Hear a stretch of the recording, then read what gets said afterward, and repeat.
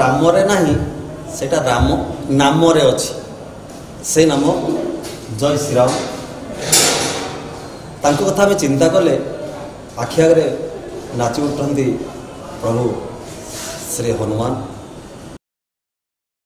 तांकर मंदिर सामने मो महासंग पचार रखी तांकर सम्यक परिचय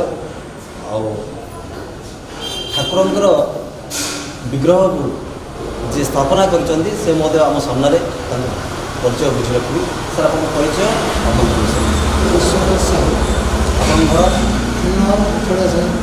अच्छा आप जो ये पंचमुखी हनुमान जो विराजमान कले ये दीर्घ केते वर्ष ये 16 वर्ष दीर्घ 2008 में एठी प्रभुंकर किछि 12 वर्ष यज्ञ होइछि तापरे तांकर जो दिन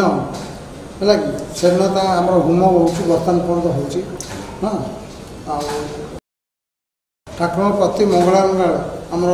पणा भोग हुए आमती आड़ती पणा संक्रांति मुख्य दिन पणा संक्रांति मुख्य दिन से दिन भी आम पणा हुए जो होम हुए आउ गोटे बैशाख नवमी है नवमी में ठाकुर स्थापना है 2008 मसीहा से दिन भी आम टे पणा हुए होम हुए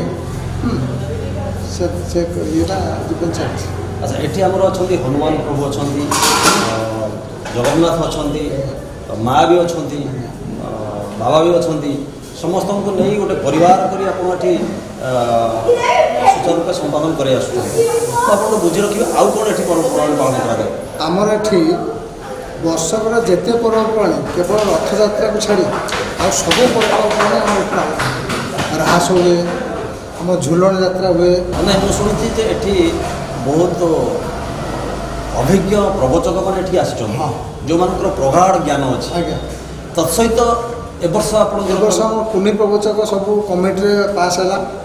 आम कुनी प्रवचक आसते वर्ष कुनी प्रवचक बोले आप जो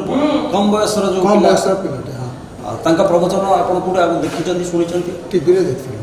बहुत देखते मन को छुईला भाई हृदय को किणला भाई शब्द शब्द संहार शब्द उच्चारण बहुत मीठा विषय कौन टी कही रखिए विषय कौन आम तो कमिटी पास है ये वर्ष कुनी प्रवचक आने तापाक जोगाजोग जोगाजोग कर आमर आन 5 दिन प्रवचक यात्रा प्रवचन दीर्घ 5 दिन धरी 5 दिन अच्छा मुझे बुझी रखा चाहिए प्रभु महात्म्य विषय महा विषय बांसुरी मठ विषय मुझे बुझी रखा चाहिए तो विशेष किसी कहीपर जो जी जानी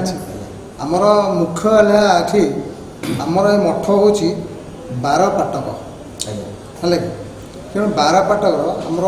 दीपावली बासी गोवर्धन महोत्सव आम साईर 12 पाटक अन्य आड़ भी लोक आसन निमंत्रण होती आसती ये गोटे बड़ भोजी हुए से भोजीटा समस्ते प्राय सहयोग करते जाति धर्म वर्ण निर्विशेष समान अधिकार दिया धन्यवाद प्रणाम आज्ञा जहाँ आपण सहित मिसी आम आश्रम विषय किसी जानिले मठ विषय किसी जानिले एवं आपन बेसी भल लगिला कुनी प्रवचन कथा टी कहले अंतर गहरदम प्रदेश रु शतकोटी प्रणाम से कुनी प्रवचक को कारण एते कौन बयस खेल बुल कसरत करुवा समय एते ज्ञान आहरण करी एते वितरण करि पारुचंती एवं मनीष मनरे हृदय से प्रभु चेतना को भरी देउछंती तांको शतकोटी प्रणाम एवं आपणकर ए बांसुरी